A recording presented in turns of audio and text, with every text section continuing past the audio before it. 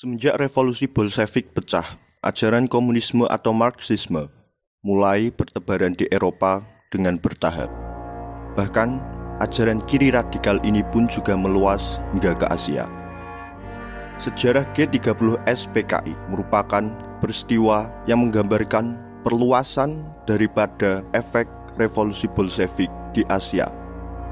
Sejarah ini merupakan isu yang sangat kontroversial dan melahirkan banyak pro serta kontra di Indonesia. Letnan Kolonel Untung menyelamatkan Presiden Soekarno dari kup Dewan Jenderal. Pada hari Kamis tanggal 30 September 1965, di Ibu Kota Republik Indonesia, Jakarta, telah terjadi gerakan militer dalam Angkatan Darat dengan dibantu oleh pasukan-pasukan dari angkatan-angkatan bersenjata lainnya. Gerakan 30 September yang dikepalai Letnan Kolonel Untung, Komandan Batalion Cakrabirawa. Pasukan pengawal pribadi Presiden Soekarno ini ditujukan kepada jenderal-jenderal anggota apa yang menamakan dirinya Dewan Jenderal. Sejumlah jenderal telah ditangkap dan alat komunikasi yang penting-penting serta objek-objek vital lainnya sudah berada dalam kekuasaan gerakan 30 September.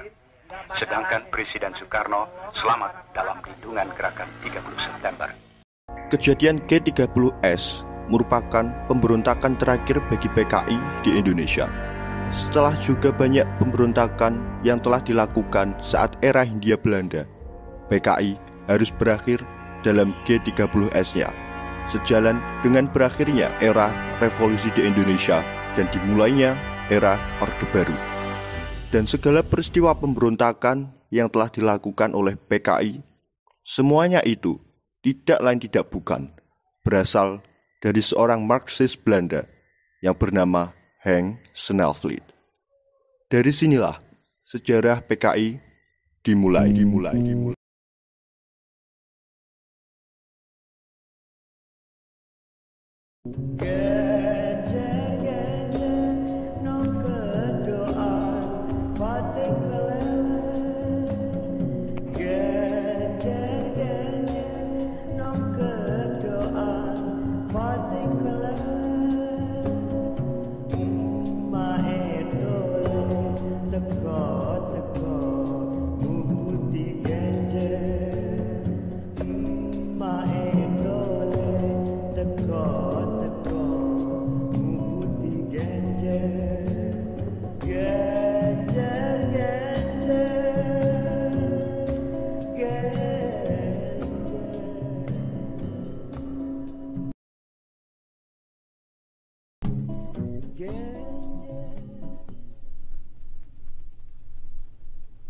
Pada tahun 1914, seorang komunis Belanda yang bernama Henk Snelflit mendirikan ISDV di Indonesia yang saat itu masih bernama Hindia Belanda.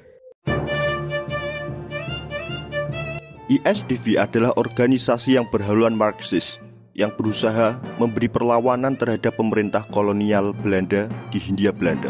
Semua kesengsaraan, kemelaratan, masalah sosial, ekonomi, dan banyak lagi yang diderita pribumi merupakan akibat dari penjajahan Belanda yang pada dasarnya sama sekali tidak memperhitungkan nasib pribumi dalam segala aspeknya. Belanda hanya peduli bagaimana mengeksploitasi sebisa-bisa mungkin sumber daya yang dimiliki Indonesia dan dialihkan ke negaranya, atau singkatnya, semua yang menguntungkan diarahkan ke negaranya dan sisanya untuk pribumi atau bahkan tidak menyisa. Dari faktor-faktor tersebut adalah alasan utama ISDV didirikan, melawan penjajahan kolonial dan menyebarkan ajaran Marxis di Hindia Belanda. Pertama kali ISDV berdiri hanya beranggotakan 100 orang, dan dari 100 tersebut hanya ada 3 orang pribumi. Namun, sikap kontra terhadap penjajahan yang dimiliki ISDV berhasil menarik hati para simpatisan, baik dari pribumi ataupun orang-orang Belanda lainnya yang tidak setuju dengan kolonialisasi Belanda.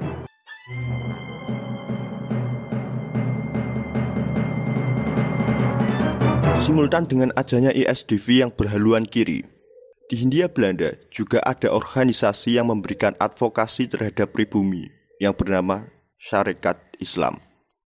Pada awalnya, organisasi ini hanya bertujuan mengkonsolidasikan para pedagang Islam untuk berkompetisi dengan VOC dan para pedagang Tionghoa. Setelah lama dirasa perlu untuk dijadikan sebagai organisasi yang lebih inklusif, Syariat Islam pun merubah dirinya menjadi organisasi yang lebih mencakup banyak hal.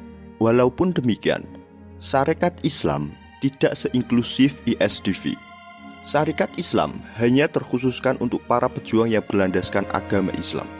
Sedangkan ISDV tidak memberikan batasan apapun untuk orang yang ingin bergabung, baik segi ekonomi, status sosial, agama, etnis, ataupun suku.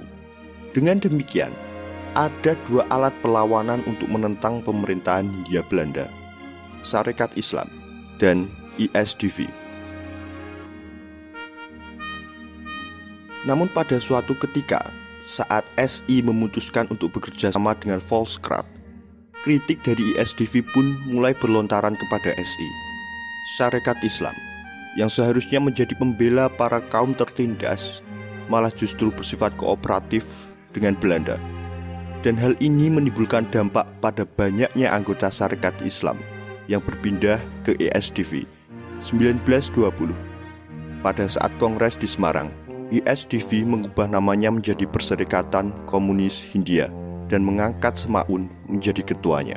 1924, saat kemerdekaan Indonesia diprediksikan akan sebentar lagi didapatkan, ISDV mengubah namanya menjadi Partai Komunis Indonesia. Sejalan dengan semakin bertambah banyaknya anggota dan simpatisannya, tidak semua para basis PKI adalah orang yang mengerti apa itu Marxisme. Sebagian mereka adalah buruh, petani, dan masyarakat tertindas. Malahan yang tergabung juga adalah karena disebabkan oleh alasan ketidakpuasan terhadap keadaan ekonomi mereka. Masyarakat kaya dari desa yang kesal akan penarikan pajak dari pemerintah Hindia Belanda, ulama yang menentang kekuasaan kafir, hingga pemerintah yang merasa diperlakukan sewenang-wenang oleh koloni. 11 hingga 17 Desember 1942, PKI kembali mengadakan kongres di Yogyakarta.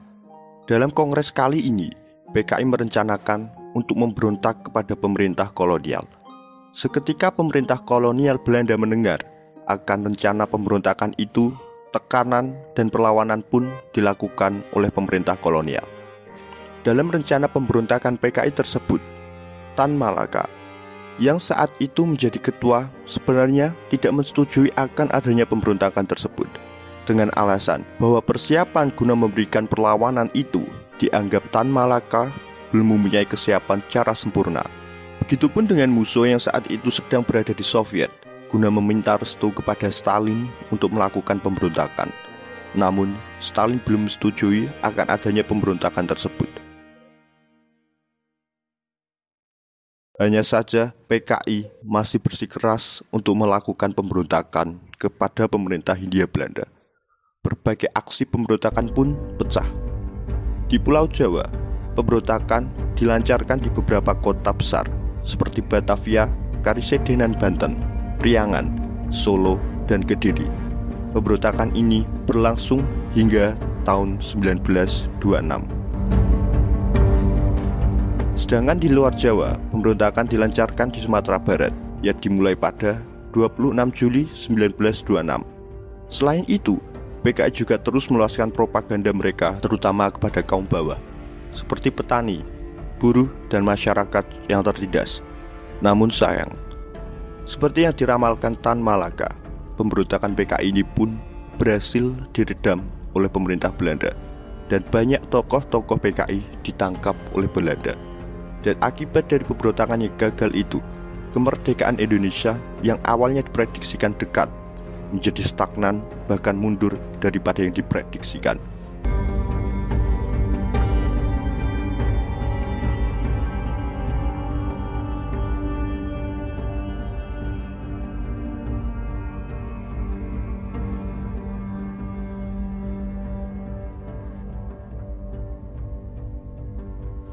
Walau banyak pemimpinnya yang telah tertangkap dan gagalnya aksi pemberontakan yang telah dilakukan, PKI sama sekali tidak gentar dalam melancarkan aksi pemberontakannya lagi. Pada 31 Desember 1926, PKI kembali memobilisasi basisnya untuk melakukan pemberontakan kembali. Dan tepat pada malam tahun baru, 1 Januari 1927, PKI melancarkan pemberontakannya kepada pemerintahan kolonial Belanda. Hanya saja, sayangnya, PKI yang masih belum memiliki kekuatan yang cukup untuk menandingi pemerintah kolonial, PKI kini kembali dengan mudah dapat diredam oleh Belanda. Dan akibatnya, sekitar 13.000 anggota PKI ditangkap, 5.000 orang ditahan, 4.500 dipenjara, dan 1.308 lainnya dibuang ke Bovendigul, Papua. PKI ditetapkan oleh pemerintah Hindia Belanda sebagai organisasi terlarang.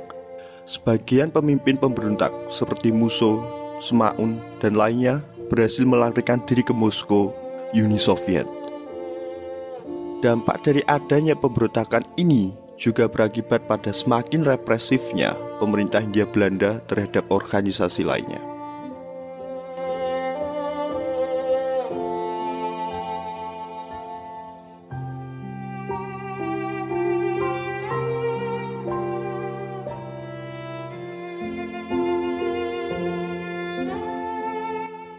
Belajar dari adanya peristiwa pemberontakan yang sekian kali dilakukan namun masih gagal, Soekarno memiliki inisiatif untuk membuat pergerakan yang lebih besar lagi dan menjadikan PKI sebagai bagian yang tak terpisahkan dari perjuangan kemerdekaan.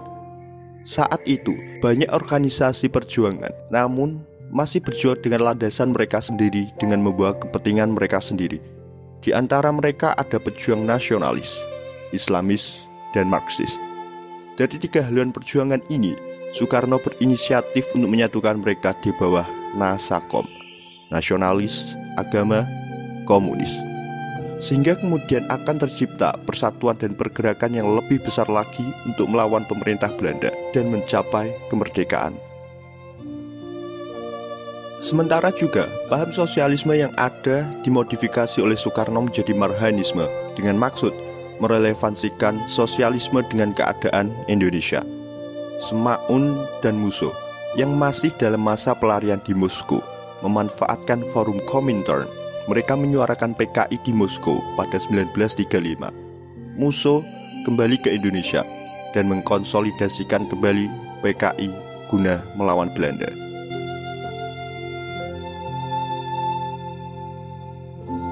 Dan PKI pun kembali melakukan perlawanan dengan membuat gerakan bawah tanah di Surabaya.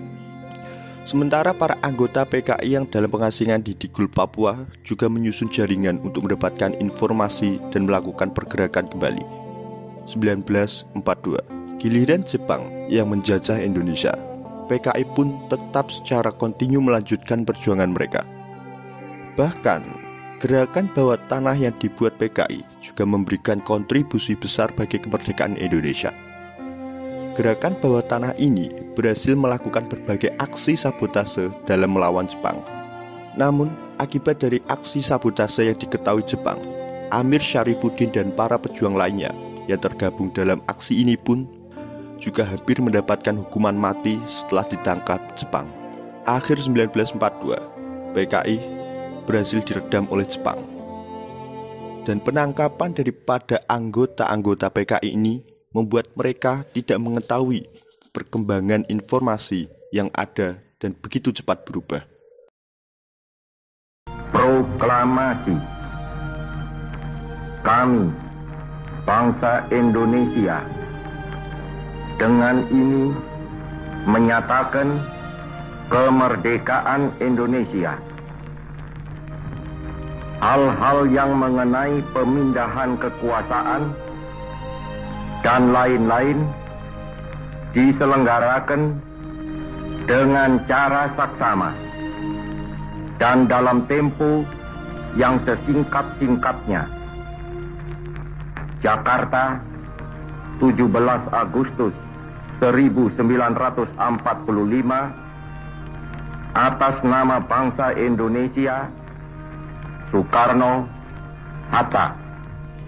Hingga saat Indonesia sudah merdeka dan berbagai ancaman terhadap kemerdekaan Indonesia berdatangan, seperti agresi militer Belanda dan agresi militer Sekutu hingga pemberontakan dari dalam negeri sendiri, seperti FDR PKI di Madiun yang dipelopori oleh musuh dan Amir Syarifuddin. Dan pemberontakan inilah yang menjadikan PKI kembali redup.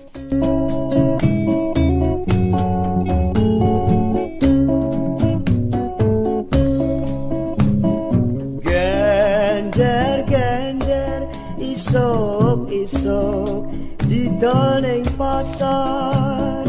Ganjar-ganjar isok-isok didol ning pasar. Dijejer-jejer diuntingi padha didas